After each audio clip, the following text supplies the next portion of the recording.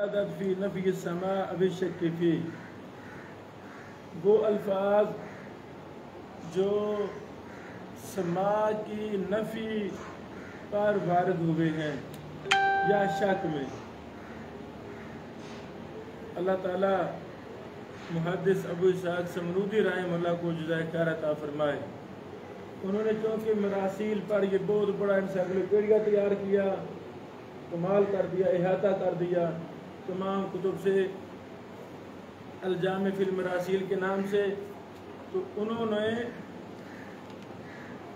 115 الفاظ اکٹھے کیے ہیں جو محدثین نے سماع کی نفی پر استعمال کیے ہیں۔ کیسا ہے؟ اللہ اکبر! 115 الفاظ، 115 صیغے جو سماع کی نفی پر دلالت کرتے ہیں یا شک پر۔ الجامع فی المراسیل صفحہ نمبر 30 سے لے کر 33 تک یہ بحث ہے۔ 4 صفحات پر یہی بحث ہے کہ وہ صیغے کون کون سے ہیں جو نفی پر دلالت کرتے ہیں یا شک پر، سنا ہے کہ نہیں شک ہے۔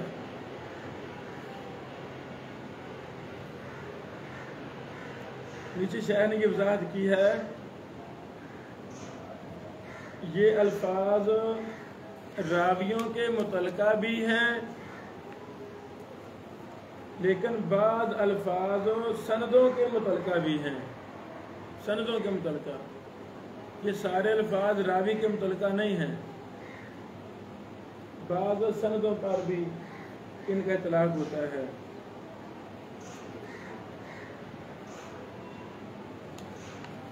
پھر لکھتے ہیں اس میں کئی الفاظ ملتے جلتے ہیں، متشابہ ہیں۔ بہت مشکل کام تھا جو میں نے ترتیب دے دیا ہے، میں نے متشابہ لفظوں کو بھی لکھ دیا ہے۔ کیوں لکھا ہے؟ تاکہ علم مراسیل کے پڑھنے والے کو آسانی ہو، اس کو پتہ ہو کہ یہ لفظ آئے گا تو یہ نفی مراد ہے، یہ شک مراد ہے۔ پھر کہتے ہیں اگر اس میں کوئی درستگی کی بات ہے جو اللہ کی طرف سے ہے، اگر مجھ سے کوئی غلطی ہوگی ہے تو یہ میری طرف سے ہے اور شیطان کی طرف سے ہے۔ اللہ اس عمل کو شیخ کے لیے جنت الفردوس کا ذریعہ بنا دے۔ یہ مبارک کتاب تو ایک عرصہ پہلے پاکستان میں چھپ جانی چاہیے تھی، چلو کوئی بات نہیں، انشاءاللہ میرا عزم ہے، میرا ارادہ ہے، میری دعا ہے، آئندہ دنوں میں علل کی کتابیں، جرح و تعدیل کی کتابیں، حدیث کی یہ سب کتابیں ہم شائع کر رہا ہے انشاءاللہ العزیز۔ وہ کتابیں جو ایک محدث جن کا محتاج ہوتا ہے، ایک طالب علم محتاج ہوتا ہے، وہ ہم ارادہ کیا ہم سب وہ شائع کر رہے ہیں۔ یہ کتابیں پریس بھیج دی ہیں، اللہ تعالیٰ ثانی فرمائے۔ سارے الفاظ مشکل ہیں، کچھ میں پڑھتا ہوں، باقی آپ نے خود مطالعہ کرنا ہے۔ لا ادری سمع منہ ام لا، شک ہوگا نا۔ من عین سمع منہ، لم يسمع منہ،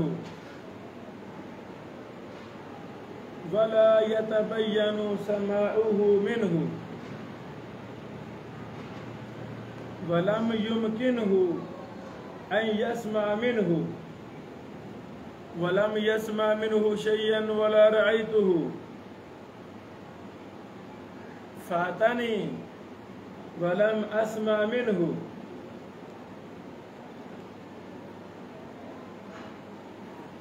ولم يكذي لي السماع منه، ولم يتفق لنا منه سماع،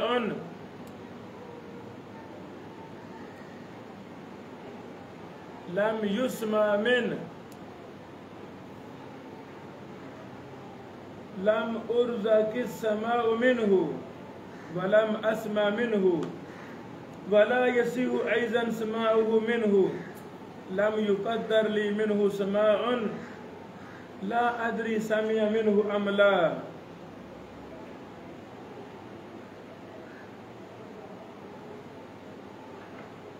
یہ پہلا نمبر بھی سیگا استعمال کیا، یہ بھی استعمال کیا، ایک دفعہ کہانی تھا وَلَمْ يَسْمَعْ مِنَ النَّبِيِّ صلی اللہ علیہ وسلم وَلَمْ يَسْمَعْ مِنْ أَحَدٍ مِنَ الصَّحَابَةِ لم يذكر سماعا یا لم يذكر سماعا لم يصح سماعه لم يثبت له سماع تكلم في سماعه من فلان ليس له من الصحابة سماع يشك في سماعه لم أدري سمع منه أم لا لست أحفظ له سماعا ولا رؤية عن أحد من الصحابة ولا رؤية له لا أدري أله رؤية أم لا والصحيح بينهما فلان بينهما رجل بينهما مفازة وهي مراسيل مرسل أراه رواية منقطعة الخبر منقطع لم يلقى ما أظنه لقي فلانا ما أدركته لم أدركه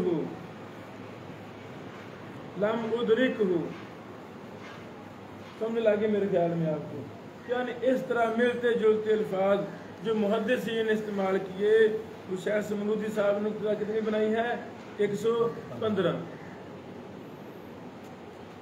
میرے بیٹے نے سارے پڑھنے ہیں. کچھ مثالیں میں الجامع فی المراسیل سے پڑھنا چاہتا ہوں، کچھ مثالیں تاکہ بات واضح ہو جائے.